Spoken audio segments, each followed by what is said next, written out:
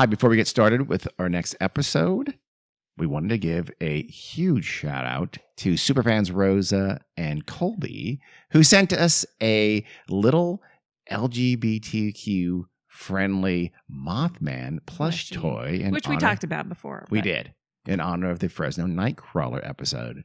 So it's not just a Nightcrawler has become a fan favorite on Etsy, but Mothman as well. And I guess quite a few others too. But they're so cute because they sent it anonymously. So when we talked about it last time, we weren't 100% sure. Yes. And then I found out they did. And I thought that was you.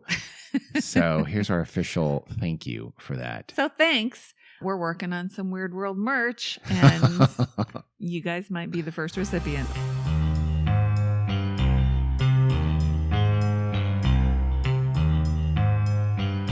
Hi, everyone. Welcome to the Weird World podcast. I'm Carrie. I'm Dean. And it's just Carrie and Dean again. I know. Sorry. Probably going to be this way for Ever? quite a long while. Emma may appear every now and then. Mm. So wait, you got me for me, Dean? I have a mystery, a more traditional mystery, a strange case of death and destruction on a mountainside. Oh, without nice. an explanation of exactly what happened. So it seems like Russia and the former USSR are kind of dangerous places to go hiking. Really? For sure, mountain climbing. Well, there have been, obviously mountain climbing has had tons of deaths and things like that, right? And the wilderness is a very unforgiving place, so nothing strange there. But Russia seems to be the place where seemingly kind of more safe wilderness hikes and adventures end in tragedy. And not just any kind of tragedy, but something that's strange and mysterious. Of course, the most famous case is the Dyatlov Pass incident of 1959. See episode 3 if you want to learn more. I know. If you can find it. One of our first ones a very, very long time ago. But there, I'll quick rundown. This is an incident, again, in 1959. There were 9 hikers trekking through the northern Ural Mountains, and I guess that'd be the far, far east of European Russia, and they never returned. A while later, I can't remember exactly how long, since search parties went and they found them and they found their bodies. All 9 were dead. Some of them had violent, really destructive major injuries. Others were like partially dressed or mostly undressed or even dressed in mismatched clothes as if they'd taken their clothes off and put some clothes back on. None of them were over by the tent where they presumably should have been. And it's cold. And they, this February, by the way, 1959, so it's cold up there. It was snowy. It was snow on the ground. And the tent had been ripped open from the inside as if they had escaped frantically from inside their tent. There's tons of theories about what happened, including things like chemical testing got to them, or there's some kind of a Russian military secret or facility they stumbled onto, so they were killed. Of course, it could have been set upon by a radioactive Yeti, which is Aaron's favorite theory. 6 of the 9, though, died of hypothermia officially. Well, wait, I was going to say the radioactive part, because wasn't there radiation? Yes. So, there was some low levels of radiation found. So some people think, well, did that have something to do with it? Officially, the autopsy said hypothermia. They froze to death, in other words. 3 of the ones with the worst injuries, though, apparently died from those injuries. Another theory, by the way, is infrasound, which I think we talked about in the episode, which is one of my faves. Me too. The latest theory, actually, this has actually been in the news not that long ago at all. Right.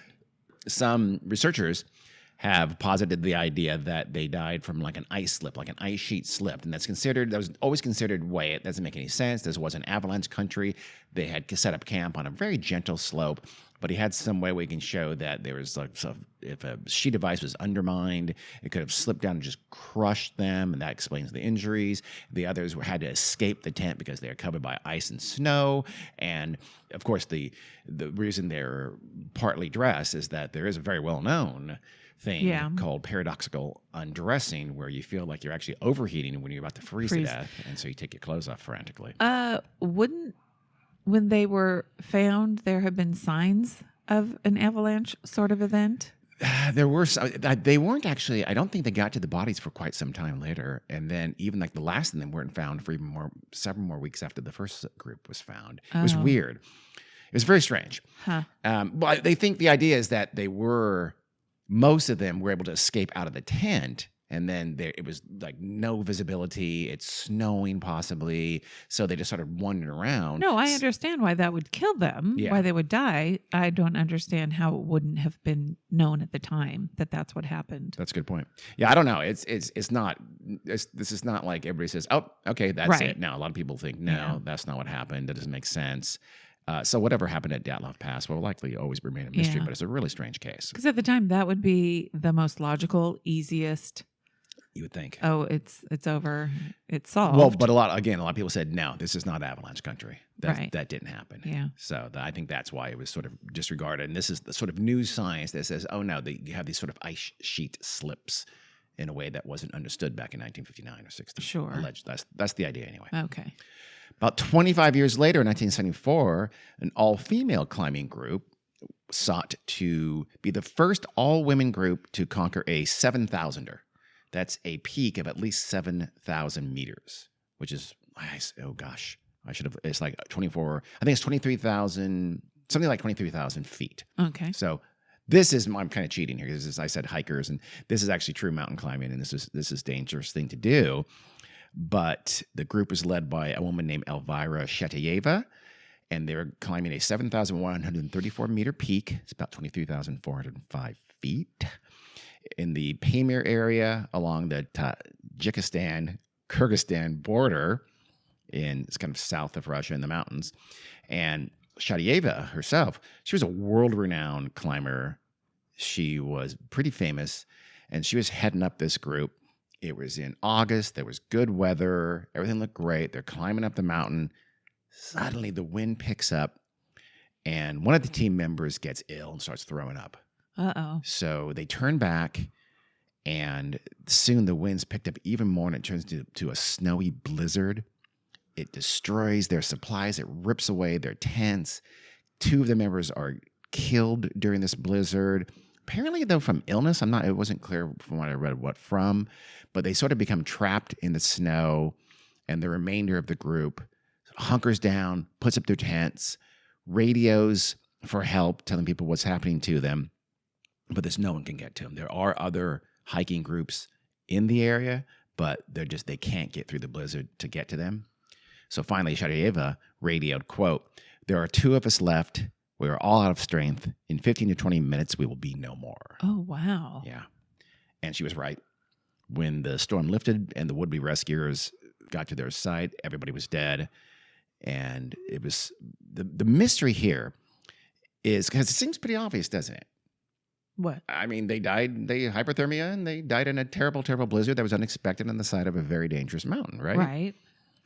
But there were some anomalies found by the people who got to that last campsite, and that's why we have this supposed mystery. So they took a picture, and they took a bunch of pictures of the rescuers at the campsite, right?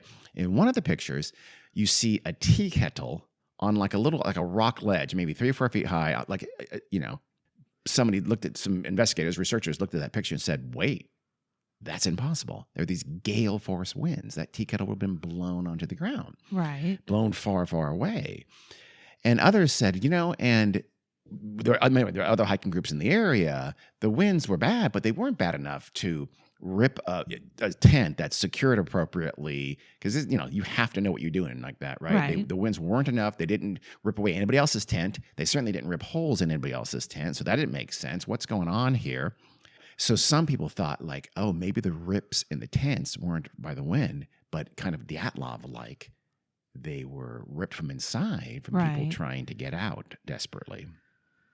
And then lastly, this journalist, he was also a mountain climber, but a journalist also, he investigated this case, and he was there at the time or just after this event happened.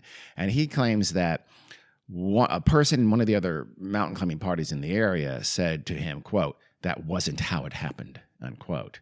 And so from this, you have a mystery, because that's about it. Right. That's all there is to it. So, that's what makes this Shatayeva episode considered strange by a lot of people.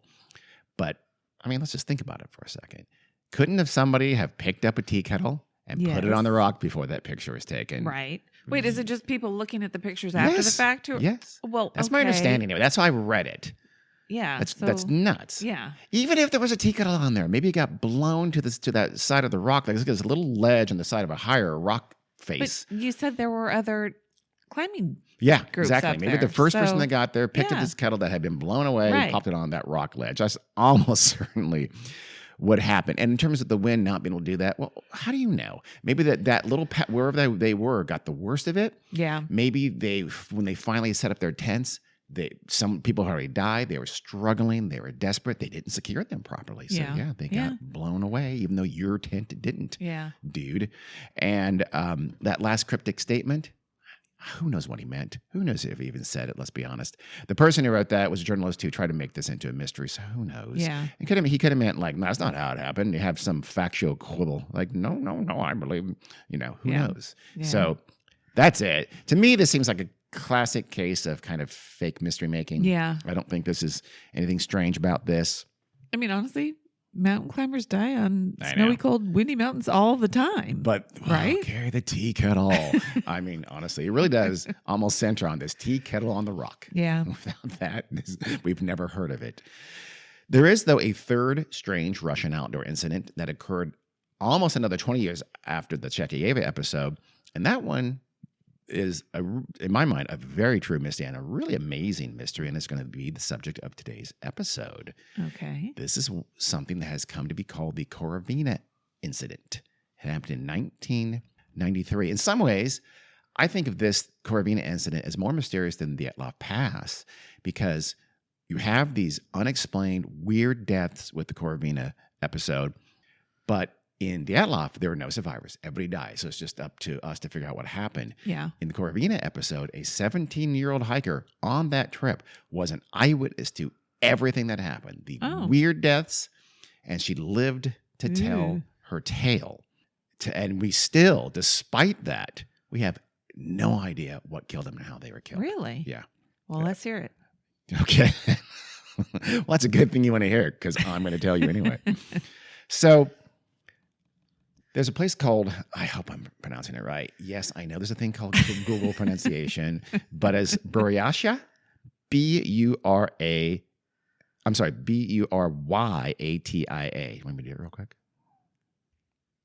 Our story takes place in a place called Buryatia. Literally just listen to it pronounced, and I'm still struggling. So Buryatia is a Russian republic in the Siberia, kind of southern Siberia. It's just not too far north of Mongolia. The Buryat people are one of the many people that make up the population, the main population of Siberia, the historical population of Siberia. They're not Russian. They're very closely related to Mongolians. And within Buryatia is the Kaman-Daban mountain range. Kaman-Daban. Khaman-Daban. I think I pronounced that right. I'm not going to do a Russian accent. The mountain range is just south of Lake Baikal, which I was meant to look this up, but I think that's the deepest lake in the world. Really? Yeah, it's a very, very deep lake. Deeper than Lake Tahoe? That's a pretty deep lake. Wow, Lake Tahoe's not that crazy deep. Oh, I mean, it's thought it was. deep. Don't get me wrong, sister. So within this mountain range, the Kaman-Daban mountain range, is Lake Baikal. In fact, the mountains are just south of Lake Baikal. Lake Baikal is the largest freshwater lake in the world. Everybody thinks Really? that. Wouldn't you think the Great Lakes is actually larger by Yeah. volume, by water volume, than all of the Great Lakes combined? Wow. That seems crazy. So it's a huge lake. It's a huge lake.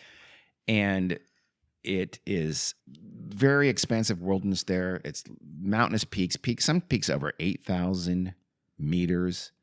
I'm sorry, over 8,000 feet high, about 2,400 meters. So nothing like the Chekhyeva thing. These are mountains. It's wilderness. It's rugged country, but it's not the super dangerous. And it's again in southern Siberia. Yeah. It's not as it's wilderness, but don't think of it as really overly dangerous. Okay. Think of it like you got some sometimes challenging hikes you can do there, but it's not like you're going to be doing, for the most part, true mountain climbing. Okay. In fact, most summers there, groups of hikers, from professionals to total amateurs, they flood the area. There's something called the Turyata, which is held in the area, which is an event of kind of mass hiking. Like there's hiking groups up and down the mountains all the time, all summer long. Yeah. And the hikes are generally considered pretty safe, especially this time of year when this took place, which was early August, so midsummer. I presume a pretty short summer in the area, but still, nothing feels dangerous about this at all. The group that we're going to talk about was led by the 41-year-old Lyudmila Korovina. She was a very experienced master hiker, very familiar with the area, and considered a really highly regarded survivalist and outdoors person. In fact, the group she led into the mountains, though, was mostly teenagers. That's how, I guess, safe it was. So she had a 23-year-old person with her. I think I don't know if he was part of the group of hiking or if he was sort of her helper guide kind of a thing, or guide trainee, because he was a 23-year-old guy named Alexander Sasha Kryson, and she had known him since childhood. And he was like a stepson or like a foster son to her of a sort. He's very, very close to her.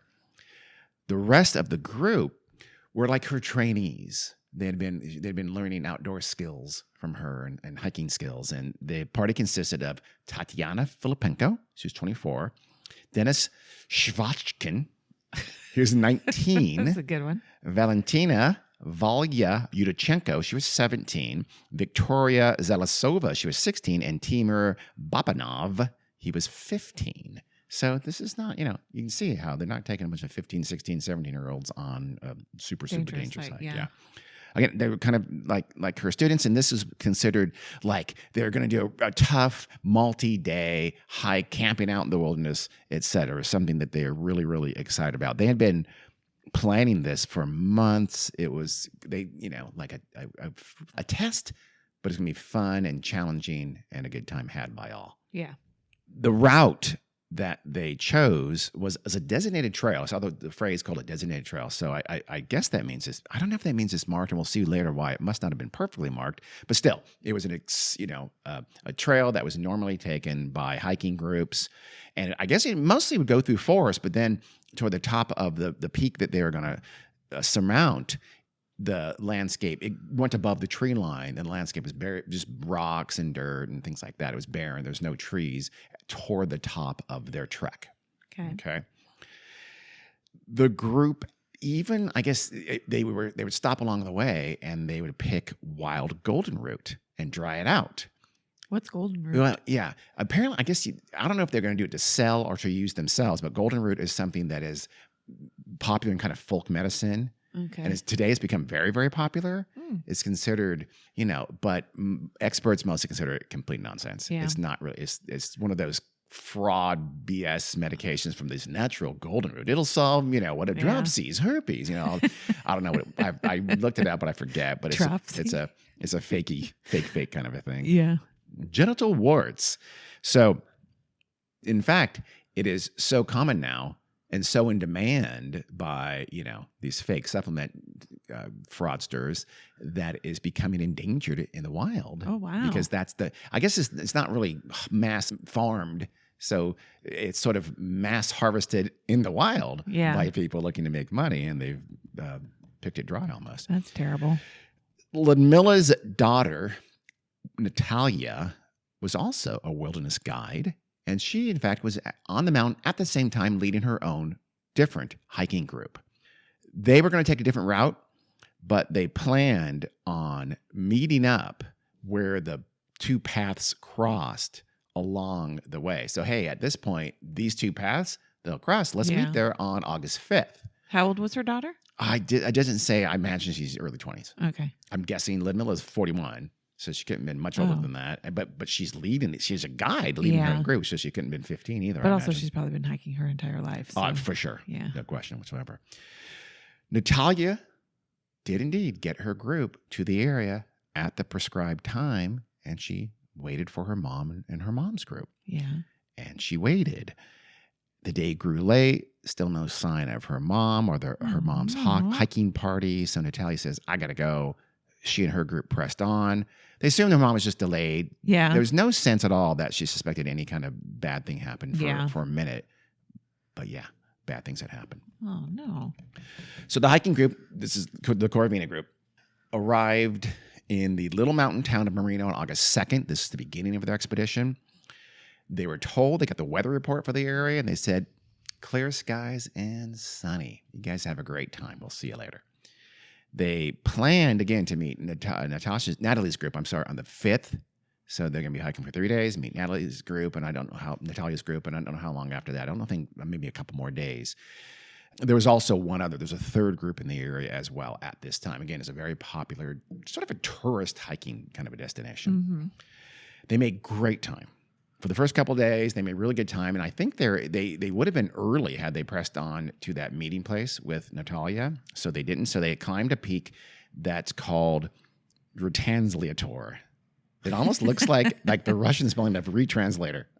I'm sure it's not, but they climbed up Retranslator on August 4th, the day before they were supposed to meet Natalia's group.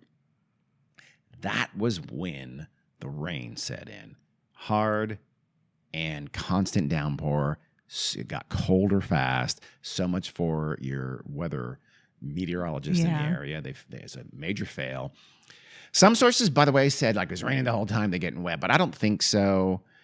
That doesn't seem likely to me. And some other sources make it sound like they never reached the peak. They didn't go all the way up to the top. I've seen a picture of them at the peak of the mountain, so I know they made it up there. And they were actually, when the terrible thing that happened, it was on their descent from the peak of the Retranslator peak.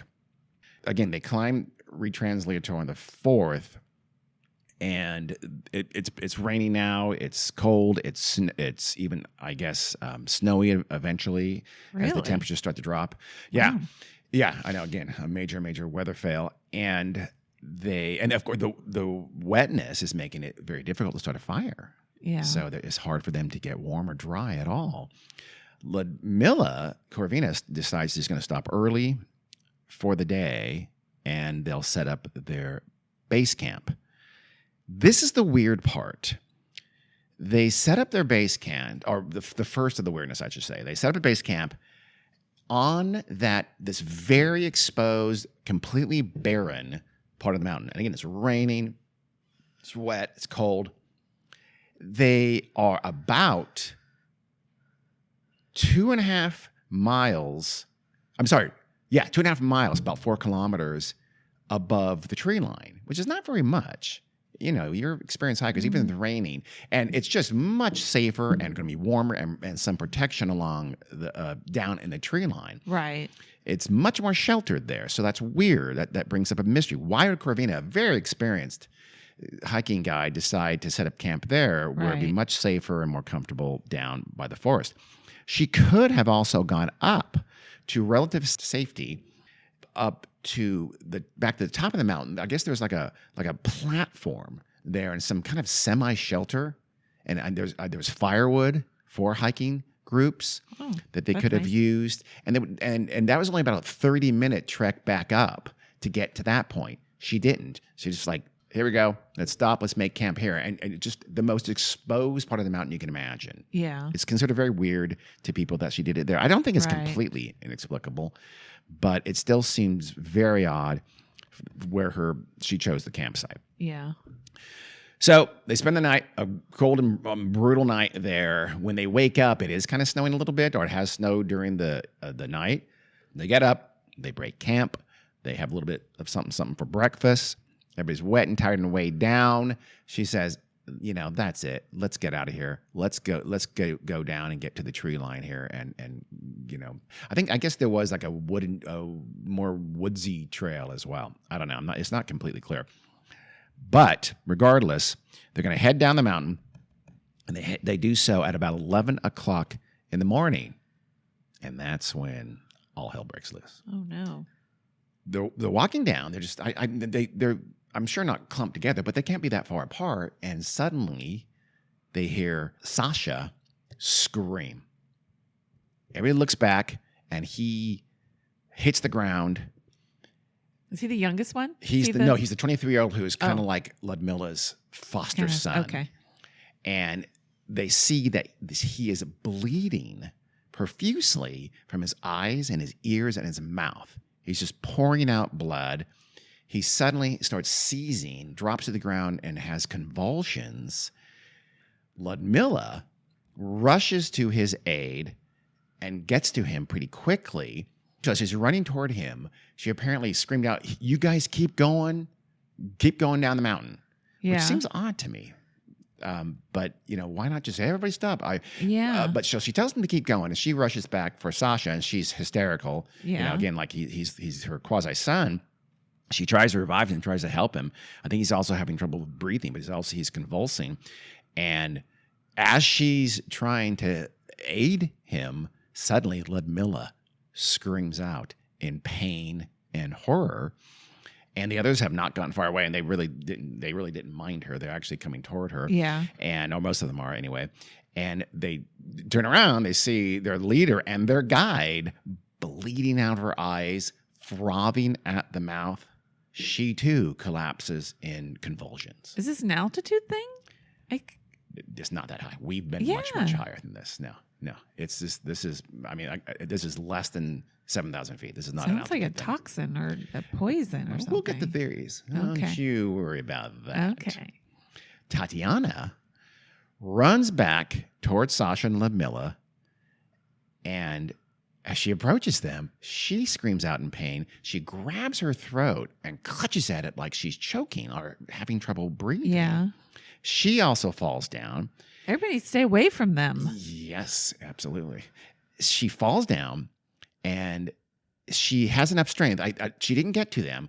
She slowly crawls across the mountain. And when she gets to a big rock on the side of the trail, again, I don't know if this is don't think of a trail. This is again a barren mountainside, but she gets to a rock. There's lots of rocks and boulders along this part of the mountain.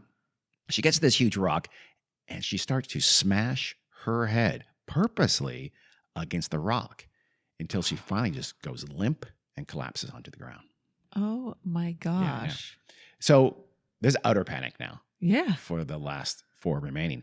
Victoria and Timur, they book it. Yeah. Now, they had been running toward Ludmilla.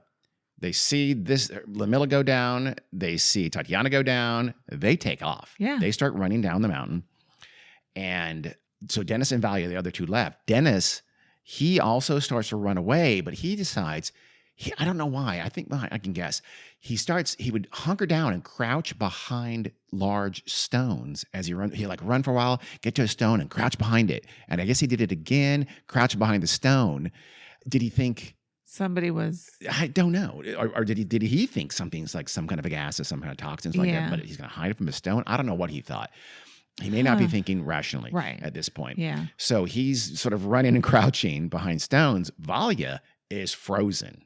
She's in shock. She's not moving.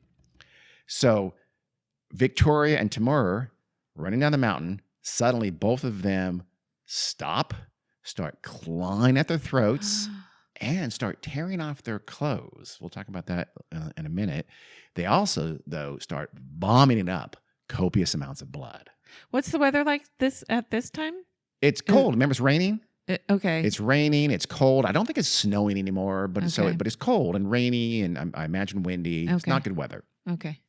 But it can't be like freezing cold. I don't, like I said, I think I read that it snowed during the night. There was some light snow, but I don't think it was like blizzard kind of a thing. Yeah. So both Victoria and Timur collapse. Again, they vomit up blood. They clutch their throats. And how far did collapse. They get? I don't think very far. Okay. Valia would later say that Victoria and Timur, quote, probably went astray. So I don't know that she saw them and what happened to them. She would see them later. We'll find out in a second here. But when she was finally able to relate her story, again, she is the lone survivor. I'll give it away. Dennis is going to die in a second. Valia, well, you told us it was I know. Young Valia woman, was the only one, 17-year-old. She lived. She's going to live. I don't think she saw them go down because that was weird. Oh, they must. She said something like they probably went astray. So, but they went down, vomiting blood. She must have seen them do it. Or maybe we'll talk. Yeah. So Dennis and Valia now are the last two left. They meet at the trail, sort of cling to each other for a second, but in a few moments, Dennis too, boom, starts convulsing, falls to the ground. Well, he's right by her. Right, he's very near her. Yes. But so that's weird. There was a theory for that. So Valia's alone now. She's it. She takes off And she just races down to where they're going, back to the trees, back to the relative safety of the forest. She gets there. All she has, so again, it's like 4 kilometers. It's not that far. She's at high speed, even in the rain. It's I'm sure she gets there fairly quickly, within a couple hours, I imagine. All she has is her tent. She had been the one who packed one of the tents. Yeah. So she doesn't have anything else, no food, no water. She just has a tent with her. I mean, it's nice she had a tent. So she sets up the tent under the tree line or by a big rock near the tree line, something like that. And she takes shelter in it, and she just hunkers down there, freaking out. She manages to eventually fall asleep through the night. That's August 5th.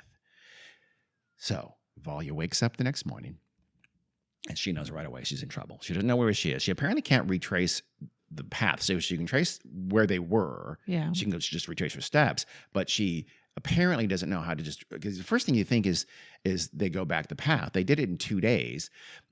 Go literally backtrack all the way back to the place where they started, you would think, but she doesn't. She must not have known how to do that. Yeah. Or remember, which is, I mean, she is 17. Yes. She's not a professional hiker. They had a guide for that. Yeah.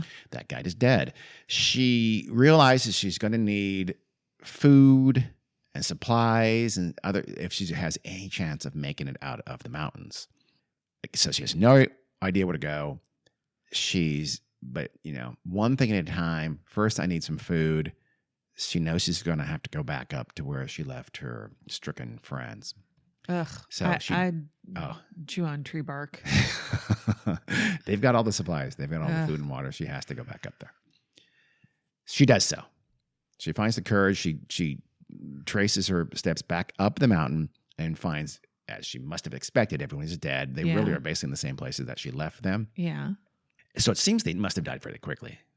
No one moved. Yeah. And again, so I was thinking if she didn't see Timur and Victoria vomit blood, maybe she saw massive amounts of dried blood right next to them out of their mouths. I don't know. Yeah.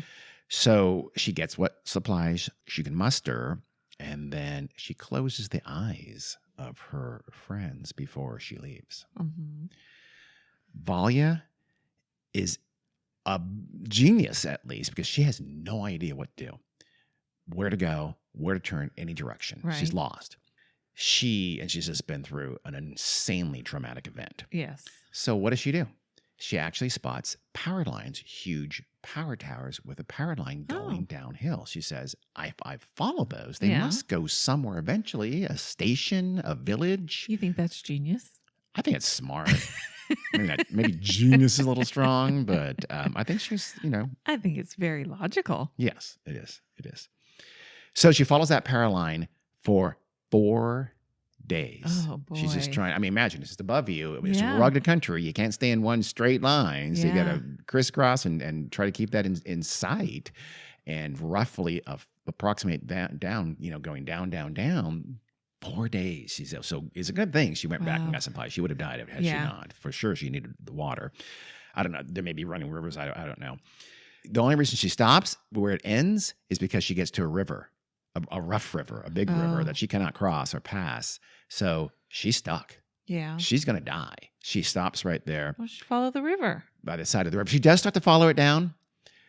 But this is pretty, like I said, pretty rugged country, and it's not like little villages everywhere. So she starts to follow the river down, but then a group of kayakers from Ukraine come by, and they see this solitary girl covered in dried blood. By the way, she must have got it from her friends, just staring toward them in the river, but otherwise completely motionless. They're kind of a bit spooked. Like, why is this bloody girl staring at us? Is this some kind of, nutty local? She doesn't know. So they call out to her and she doesn't respond. Yeah. She's in a state of shock. Yes. And that seems odd to everyone. So this group keeps going. They pass her up. Wow. Luckily, someone on the group said, well, hold on. We see a girl out there. She probably needs our help. So they get back. I don't know if they got out of the river and they walked back up, but they get back to her and they start asking her questions. She still does not respond. When they approach her and get closer, though, she becomes hysterical. Yeah. They try to ask her what's the matter, but she's not coherent. Finally, one of them says, I don't care. something's bad happened to her. We got to get her out of here. So they do. They get her in one of the kayaks and they take her down the river to civilization. I think it's a little town called Chiron, where they disembark and turn her over to the police in this village. Mm-hmm. This is on August 10th. Wow. So again, she had been out there for 5 days. Yeah. Wow. So she is in complete shock. Yeah. The police question her, what happened? Where are you from? They don't know who she is. Right. And she cannot tell her story for days. She takes several days before she's coherent enough and she can talk about the incident. One source, by the way, says she didn't tell her story for years, which is stupid. Yeah. So it was days. But it takes her a few days to even be able to talk about it. And But people knew they were missing by that point, right? they must have. I don't know how long they planned. I didn't see anything that said exactly how long they planned to be on the mountain in the trek, but I imagine they did. But not necessarily what this town was, though, because I don't think they're going anywhere near that direction. Yeah. So she is able to tell her story. She says what happened to him. And that's basically where we get her testimony from, is this the police there in Chiron questioning her. Yeah. It's not until August 24th that an official search actually begins, which is odd. That's very so even if she odd. did several days, give her 5 days. Yeah. That's 9 days, maybe 10 days before they start the search after she said, I left. That's weird. So they start sending helicopter sweeps over the area, and it takes the helicopters 2 days to spot those bodies on the ground of that barren mountainside. 2 more days. One source says that it took about a month before investigators got to the bodies. So that'd be well into September, which just, again, seems way too long. Yeah. The team that actually went to retrieve the bodies was from Irkutsk. So it wasn't right there. So presumably that took them some time, and obviously they didn't have Valia to guide them, so they had to find their way there. I guess they had helicopters could pinpoint where they were, though. But that still seems like an awful long time for A, the search to start, and B, for authorities to get to where the bodies were and retrieve them. I don't know. We'll talk about that in a minute, actually. So they have autopsies. Officially, the autopsies say that everybody died of hypothermia. 1 or 2 sources say that Ludmilla's official death was a heart attack. We'll get to that in a second as well. The postmortems did indeed show bruised lungs, and that is apparently consistent with hypothermia. Yeah. And some of the victims had undressed, and they're down to like their leotards, I heard it described as, I guess, just, comfortable underclothes of storm. 3 of them were barefoot. Again, though, it took them a long time for the 30s to get there, but I imagine animals aren't taking their clothes off or taking their shoes. And that does indeed sound like paradoxical undressing, doesn't it? It does, yes. Which is associated with hypothermia. The autopsies, though, weirdly also show a protein deficiency and some evidence of mild malnutrition, but enough that they think this protein deficiency and malnutrition contributed to their dying of hypothermia. That seems very strange because they had food. They have plenty of supplies. They weren't going to try to live off the land, as my understanding. But they also hadn't been out there that long. They hadn't been out there that long at all to have that. That seems a little strange to me. Very strange. Yeah, unless they just, for a long time, none of them were eating well. This is 1993. This is the early Russia, post-Soviet Russia, but still. It's kind of too coincidental. Yeah, you're not going to go for a mountain hike when you're worried about... Hungry. Yeah, so that's very strange to me. Were they eating poorly during this time? Were they... What of any of those causes bleeding from the eyes and nose and mouth or ears? None of that does. Yeah. So... And here's where one source I read said that it was actually, and I'm pretty sure it's true because it was like a transcript kind of thing, said that it was Valia who told, and I hope I'm pronouncing her name right, it's Valya. Valia, she told the authorities that Ludmilla Korovina, their leader, had died of heart attack. How would she know that? Why would she think that? She absolutely wouldn't know that. It doesn't make any sense to me. Other sources say they all died of hypothermia. But let's take the 17-year-old's word for it rather than the... Well, but like I said, some sources say that the autopsy showed that. Possibly, I'm thinking that those sources mixed up what Valya said, right, and ascribed her to an autopsy. I don't know. Did the autopsies address the bleeding issue? No. Nothing of that sort at all. Okay, Yeah, but or trouble so- breathing, by the way. Those are not, as far as I know, none of those things have anything to do with hypothermia. But also, that is only from Valya. Yeah, Okay. we'll get to that for sure. Okay. We are left, though, with a fair number of mysteries. You've touched on some of them right there. Yeah. So the first one is that first, why not go someplace safer? 30 minutes to the top, 4 kilometers to the trees, Yeah. to the forest. That's to a lot of people who especially who knew Korovina, she would have done one of those two things. She Yeah. wouldn't have camped out on the barrenness there. I would, we'll talk about it in a second. Let's just go through these mysteries first. Why did they choose to scale down that very barren part of the mountain? Apparently there were some alternative trails that were more protected. What could cause, like you just said, what causes all of those symptoms? The bleeding, the lack of breath, the convulsions, the seizures. It doesn't sound like hypothermia. None of it does. How did they die so close together? If it's hypothermia, do you die in minutes of each other? You die very, while very different you're times. moving. They're literally Yeah. moving. I just hypothermia makes absolutely no doesn't make sense. any sense By to me either. itself. It Yeah. makes no sense at all. I mean, but you're not going to. But even if it was, even if you're not moving, do you really 6 people die within a few minutes of each other? No, you No. die out over days of each other in Yeah. all likelihood. Certainly many, many hours. So and then of course, Korovina, Valya did not. Was she just in better shape? She was supposed to be like that, like an athlete, and she in really good shape. So what? That's not going to protect you from hypothermia, I don't think.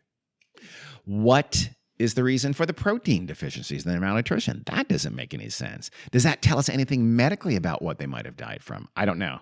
I'm not a doctor, that kind of doctor. And then why did it take so long for Valya to talk to the authorities and then in turn for the authorities to investigate? Is it really just stops you from speaking about your friends? I mean, I guess you do know they're dead, but you can't say anything for days? That seems odd. Well, one thing that I thought of was maybe they just questioned her report because it sounds a little bit crazy. Yeah. But if she could tell them her name, they would immediately contact her parents, and then her parents could say she was with this group. She could also say, I was Ludmila Korovina. You talk. Yeah. She's local. She's a famous, or a well-regarded, well-known guide. You're going to find out where her itinerary, that's not the right word, was pretty quickly, I would think, too. Yeah, that's weird. And taking and then even if she did take several days, they take that long to investigate and that long in turn to get to the body. These are, I don't know why. Yeah. Those are not well-explained mysteries for sure. The choice of the campsite, they're exhausted. She sees her team is exhausted. She doesn't want to go another 30 miles, 30 minutes up. And that's the wrong direction. And she doesn't want to risk going 4 kilometers to the tree line because she thinks they can't do it maybe. And if she was having a heart issue, she's rather young to be having one. But if she was, she probably didn't feel well. No, I'm talking, what? Ludmilla. She's 41 and she's the guide. Yeah. What do you mean? She's the one who died of a heart attack. Allegedly, but that wasn't until the next day. I know. Okay. Yeah. So I'm saying she made questionable decisions. She decided to stop there instead of going up or going down or going over. As a precursor to a heart attack? Yeah. Okay. You don't I don't know. have a heart attack in an instant, especially women. You feel sick for a little while. Like I said, though, I don't think she died of a heart attack. I think. Well, I kind of don't either. The sources, again, disagree, but some flat out said they all died of hypothermia according to the autopsies. Well, and see, that's, So I wouldn't put too much That's a problem with these kinds of things. It always is. Yeah. We don't really Where know. did you read that she died of a heart attack and you think that's from the autopsy? Stop saying that unless you know that. That's why when we tell you these, we don't know. Yeah. We will say, I'm not sure. There are discrepancies. Yes. So tons of questions, tons of mysteries. Now, even if you don't buy the campsite, fine. That's probably the least of the mysterious one. But there are theories to explain some of these other mysteries, or at least try to explain these other mysteries. So some think what you kind of hit on is that Valya may have gotten parts of the story wrong. Right. There were inaccuracies in her story, and maybe what really happened is less mysterious than how she kind of misremembered it. Yeah. Maybe they really just died from exposure and that, all the other stuff is nonsense. That doesn't make a whole lot of sense. It doesn't. She has to They don't die from exposure in front of her. Yes. They don't die again. I mean, obviously they're not found for a month, let's say. Yeah. Time of death is out the window, I imagine. So Yeah. no one can prove if Valya got it wrong and they didn't really die within 5 minutes of each other, they could have died. Right. But they're all in the same place. Yeah. And they're strewn across the mountainside there. So Yeah. it does seem that they died in fairly quick succession of one Yeah. another and close to one another, but not hunkered down trying to stay warm kind of a thing either. That would be more explainable. Is there a theory that Valya is a killer? I honestly have thought that. No, there is not. No one thinks that, but no, because they, again, supposedly died by the official autopsy report of hypothermia. Yeah. But it does seem ludicrous that she's going to make up that kind of detail of weird stuff happen, the vomiting. Where does that come from that she's making it all up? That doesn't make any sense. But it is curious. Was there evidence of that stuff? Because there should be. Yeah, I thought that too. But remember, like blood and things like that. But remember, though, it's raining. Would that wash it all away by the time they got to the bodies a month later? I don't know. I don't know either. But I would think if you're bleeding from your eyes and your nose and your ears, there's a cause for it. And when that it would be pretty serious. Yeah. And when they do an autopsy, they would find that cause. Yeah. Even if the blood was washed away from your face, and I would think so too. Yeah, I would think so too. I don't know if there may have been signs, and and they accepted her story because of that. Oh yeah, they had blood coming out of their ears and eyes. I think that's what happened. I can't tell you that for sure because I didn't read anything that said and the searchers found them all bloody. So I don't know. But that's a huge question that I have. It is a big. Was that part accurate or not? Yeah, my lean heavily toward it was because I think you'd hear some of these people say, well, there's no evidence of what she said, and I've never seen that. I was going to say she didn't go and check anybody's pulses, but she did come back and close eyes. She did. How long? That was hours. That was a matter of hours. That was the next day. It was already almost the a day next later. day. It's probably about a day later. So it could be that they weren't dead when she left. True. And then overnight. Yes. That I think is a big part of what really happened. So, but anyway, one of the theories is that's not her fault. No, it's not her. Hey, if you're listening, Valya, it's not your fault. So, unless you murdered them, in which case it's completely your fault. So, the next theory is that they were in the wrong place at the wrong time. This is very reminiscent of one of the leading Dyatlov Pass theories is that they saw something. Oh. Like, what did you think? Some sort of toxin. We'll get to that. Spill that's the more leading theory. Yeah. But this theory says that they stumbled onto like a military experiment or some secret facility or something like that. There's massive problems with this. The biggest one is that this is a super public area. They're hiking, amateur hikers and tourists all over this place all the time, crisscrossing the area. You wouldn't put a secret installation in Yosemite, or you wouldn't do it. You might. Well, let's hope not. You wouldn't do some kind of little secret, exercise there. You certainly are certainly in this very exposed, barren area. You probably choose something a little more secluded than that if you were going to do something crazy like that, something stealthy like that.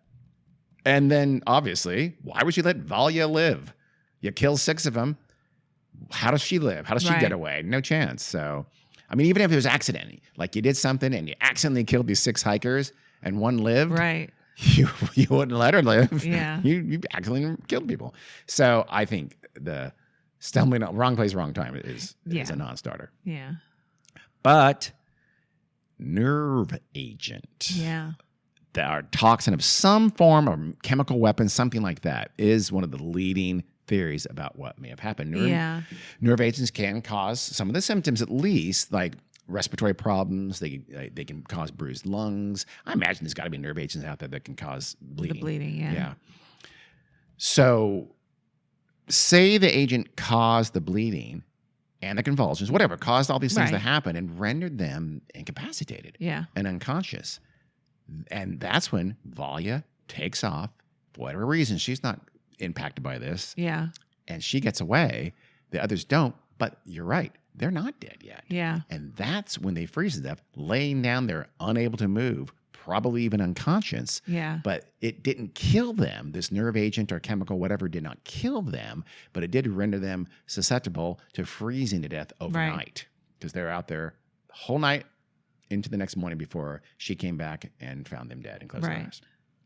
So that one, and it's raining and cold. I mean, that one makes sense. I guess one YouTuber went on and identified the culprit as something called Novichok gas, and it was invented by the Soviets, and it's said to be far, far deadlier than VX gas or even sarin, Really? which is. But, if it was that, who released it? How did they release it? How did Valia survive? Well, the who and how and all that's something you'll never know. We'll never know that too. But there is this one theory from one researcher that I read. She thought, she says, I don't know what the nerve agent is. Maybe it's Novichok. I don't know. But it's some kind of nerve agent, and that it somehow, wherever it was stored, it got out. And it's the rain and the weather, the suddenly it started raining. Yeah. That brought it down to where they would eventually set up camp. Yeah. That's a kind of a wrong place, wrong time of a different sort. Yeah. And that possibly, so Sasha was the first one. And maybe he stepped into like a little pool of it that was evaporating from so the sun comes up in the morning and it starts to evaporate this stuff and it stays low to the ground. But Sasha gets a big pool of it that kind of collects wherever he was. He is stricken. Ludmilla comes right to him. Right. She's stricken. The others come toward her and close to her. And they're stricken from this same evaporated or pooled nerve agent or whatever it is. Or it could have trickled down to wherever. It could have. So, but all of even Tatiana and Victoria, they had, and Timur, I believe, had come toward Ludmilla and Sasha to aid them. Yeah. It was just Dennis and Valia who really hadn't come much closer. Dennis, though, remember, was hunkering down low to the ground behind rocks. Maybe he hit another pool, says this theory. I can't remember her name. I apologize. But I should have written it down. That was dumb. So it'll be in sources, I promise. So that's the most logical explanation for how Dennis got it. And of course, in this scenario, Valia just doesn't hit it. Yeah. And she didn't come back. She froze. Luckily, she went into pretty quick shock, froze. And then when she saw everybody die around her, she took off and she ran out of it, and she wasn't exposed to very much of it at all. This theory also says that the authorities taking so long, that could have been intentional. Maybe they suspected, that's up by that, nerve agent facility kiosk. I don't know. Shoot. This is actually what the theory falls apart a little bit. But and so they purposely delayed going up there because they wanted it to diffuse in the atmosphere for it to be safe. I don't know if I buy that part of it. Yeah. The rest of that theory, though, sounds reasonable to me. There's nothing to prove it's true. We'll never be able to say, yep, that's it. But it certainly sounds like a plausible theory to me. Well, we could exhume a body or two and test some tissues. Good point. Damn it. You should get on that. Bones. So a similar theory is that they drank contaminated water, contaminated with something. Maybe it's the same stuff, but they drank it. It didn't, this whole leaching scenario and evaporation. No, they just drank it, some kind of toxin. One source said that Lake Baikal, which I don't know if this is just to the north, is well known as a toxic waste dumping ground. A, I don't know if that's true. And B, I don't know if the rivers come from Lake Baikal or going into Lake Baikal. I have no idea if that's even, logistically plausible. But anyway, some nerve agent is in the water that they drank, and they same thing, I guess. It incapacitates them to the point where they die of hypothermia overnight after Valia runs away. And I guess she just didn't drink that water. Yeah. You'd have to say. Yeah. But if that's true, wouldn't this happen kind of semi-regularly if Lake Baikal sending out terrible toxins that people die from horribly and violently and quickly? So that, to me, that's much less plausible than the nerve agent theories. Yeah. The last major theory is poisonous mushrooms. Now, I do not know if there is a specific kind of mushroom that can cause these kinds of symptoms. Yeah. But the idea is that Ludmilla Korovina, she was known to forage as they went along to kind of augment the food supply. So she could have picked some wild mushrooms. Yeah. I know these, and maybe her mushroom identification skills weren't as good as she thought they were. Yeah. She fed her group the wrong mushrooms, and Valia doesn't like mushrooms. She hates mushrooms. Yeah. She does not eat the mushrooms, and so she lives. Or maybe it was hallucinogenic mushrooms, and the psilocybin in those mushrooms send them on a horrific trip from which they never return. Because again, I guess you'd have to go back to they're incapacitated and they die of hypothermia. If you trust the autopsies, you have to get them dying of hypothermia as the actual literal cause of death. But wouldn't they actually be able to identify that they ate I don't know mushrooms? If they did a tox screen. or check their stomach contents. I don't know. Well, that's pretty standard on an autopsy. Is it standard? Is it, Carrie? Yeah. In 1993, newly formed Russia. Yes. Maybe it is. I don't know. We'll have to. Our Russian listeners, tell us if they would have probably had a tox screen and stomach content check in 1993 Yes, they would have. in rural, very rural Siberia. By the way, as you recall, maybe not, Carrie. So Okay, Dean. I don't know about the mushrooms though. I don't know. That seems like a stretch because I've never heard of mushrooms doing those kinds of things. No, I haven't either. So we'll never know in all likelihood the full truth of what happened to those 7 hikers in August 1993 in the mountains south of Lake Baikal. This would be true, by the way, in all likelihood, even if Valia was telling her story to everybody who would listen right now, and we could continue to press her and look for more details. I think there'd still be mysteries. We still not know what happened. Yeah. But she's not talking. She has never talked about it again. She refuses to this day. She's alive and kicking. Oh, yeah. She refuses to talk about it to anyone ever. Wow. She wants to bury it in a traumatic past. Yeah, I don't blame her. I don't blame her at all. It was a horrific day on the mountains for her, and she just wants to forget it. I hope she has a happy life. Me too. And again, if you're listening, come on the show. We are the people you should talk to because we're nice. We just want to hear the truth. No, we won't talk to you about it. Come to California. We'll take you to Disneyland. Okay. We're hundreds of miles from Disneyland, but if you want to do that, that's fine. We know how to get there. It's not that far. It's true. So that is the story of the... Come all the way from Russia, but Disneyland's too far from Northern California. So sorry. You're a monster. So that's the story of the Korovina incident in 1993. Again, in my mind, even more mysterious than the Dyatlov Pass, I think. Well, yeah. I think so too. I have no idea. This is one of those things I don't know. Yeah. I do not know what happened to him. If I had to say something, I would say that it was some form of nerve gas agent, something like that, somehow got ingested. It just seems the bleeding, the choking, it just sounds like some kind of toxicity, poisoning of some sort. And it might not even be nefarious. There might be some sort of, I don't know, is there any kind of like natural substance that could do stuff like that? I don't know. Yeah. Well, that's kind of where the mushroom thing comes in. That's the only thing I've read that makes that case is mushrooms. But yeah, was it something else? Yeah. Maybe they horribly happened on some undiscovered plant.